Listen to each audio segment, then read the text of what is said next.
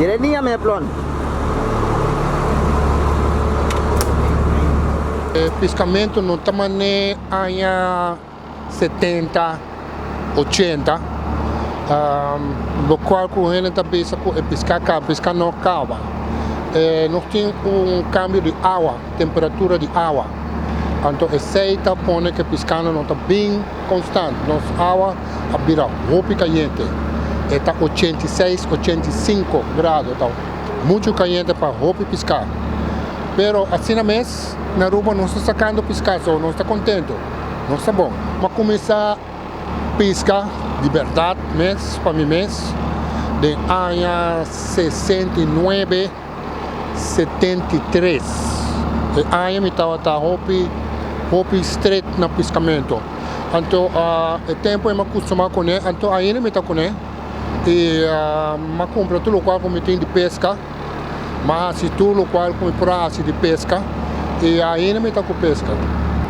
Começar a conhecer pecuda, tu ainda conhecer, mulate, dourado, tuna, conofetes, carite, ovo boio, pargo, mero, jampau, sabonete, hopi, só de pescar nós tem.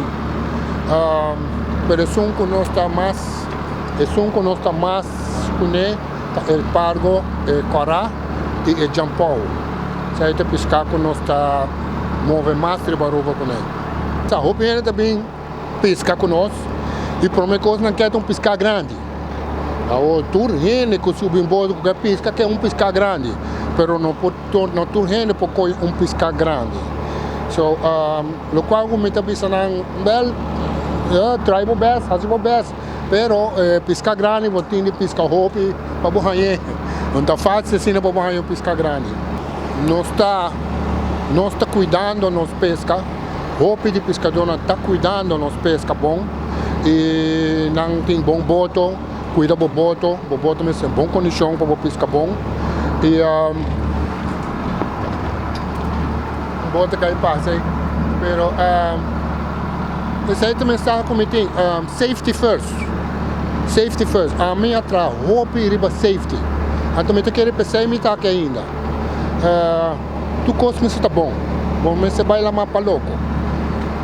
Aí está mensagem para todo pescador. Hopi não tem hopi chance, então chance me comigo.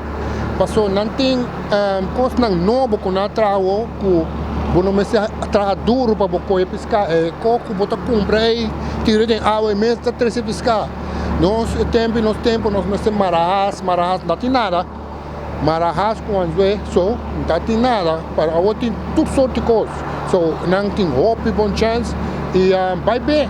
Então coisas mais doce mesmo. Eta quita tu problema foi boa cabeça, ora botar na lama, botar sentir bom, ora botar piscando.